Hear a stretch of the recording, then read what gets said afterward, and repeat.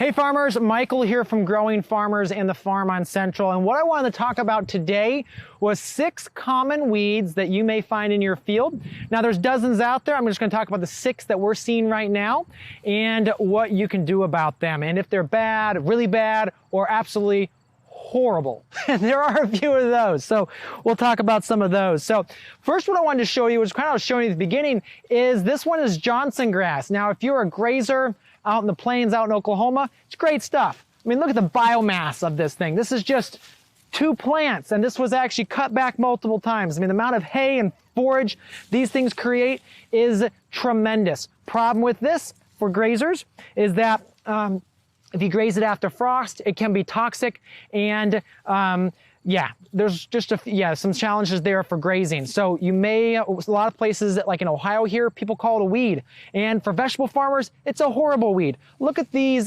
tubers. That's just, you know, look at the size of that, almost the size of my pinky finger.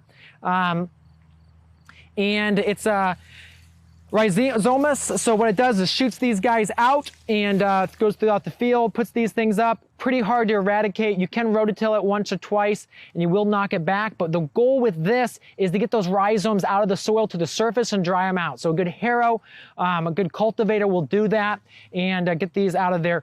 Good thing is, if you don't let it go to seed and get those rhizomes out, it's not a particular persistent weed. It won't come back again and again and again. So it's relative, and if you get it small, it's really easy to get rid of, okay? As long as you don't have the rhizomes you're dealing with. So that's the weed number 1.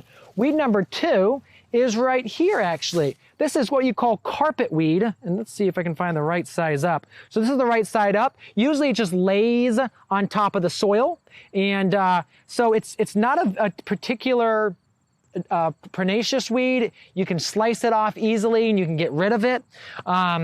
It provides more of a ground cover, but it's still going to compete, so we do want to get rid of it. So it's relatively easy. If you see it, it's very easy. Just pop it out, let it dry out, and it'll die.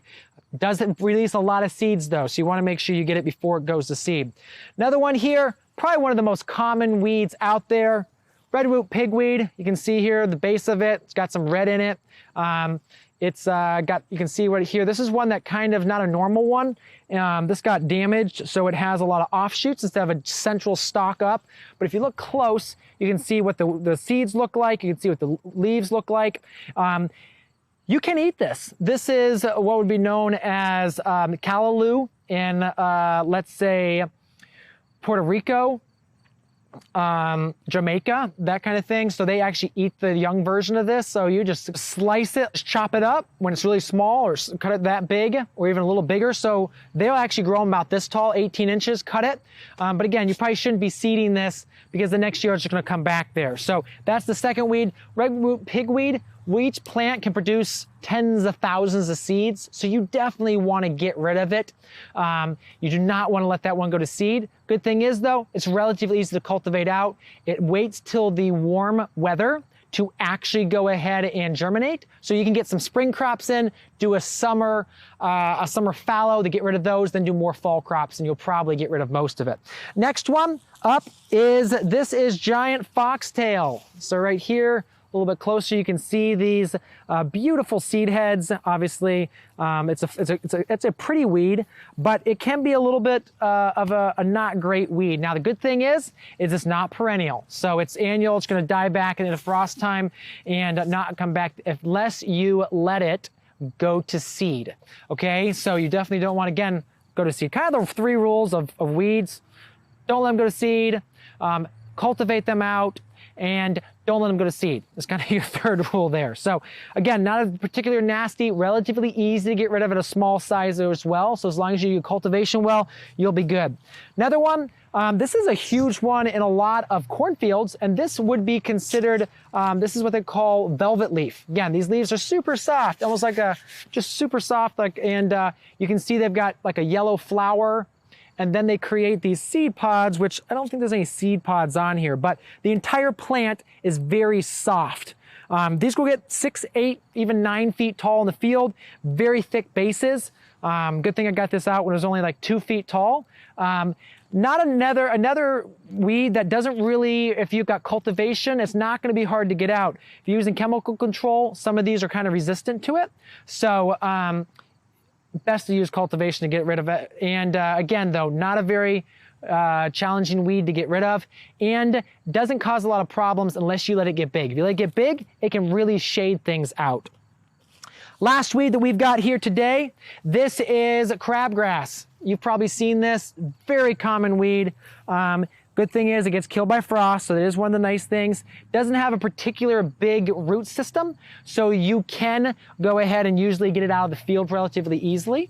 But again, if you get this going to seed in your field, it can take over and cause problems for years. So you definitely want to make sure that you, again, don't let it go to seed. But again, with cultivation, really easy to get rid of. With tarps, 3 to 4 weeks with tarps, black side up, it's going to cook it out. The only weed that we talked about today that is like perennial and that really causes problems is that Johnson grass. I mean, that is a perennial. It's got the rhizomes, which will get in the soil and really cause problems. Good thing about Johnson grass is it's very competitive with itself even. So it doesn't have like the whole field won't be infected. It'll be in just different clumps throughout the field. So that's the one good thing about that. Compared to something like redwood pigweed, it'll cover the field. Something like the crabgrass, it will cover the field. It will be really nasty for you. So there you go, 6 different weeds. Hopefully that was a little bit helpful.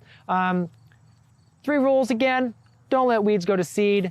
Do your cultivation when they're small to make sure that it's going to be the easiest to get rid of them. You know, cultivating with a hoe when you can't see the weeds is when you actually want to do your cultivation, because that will get rid of the weeds. And then again, it goes back to rule number 3, don't let weeds go to seed. And if you have to flame them, you know, sometimes we would do that. If we had a crop of beets, we'd crop the beets out. If the weeds were still in there, we just flame the weeds just to knock them back, to kill them, try to pop those seeds right in the field. And there you go, guys. Hopefully that was helpful.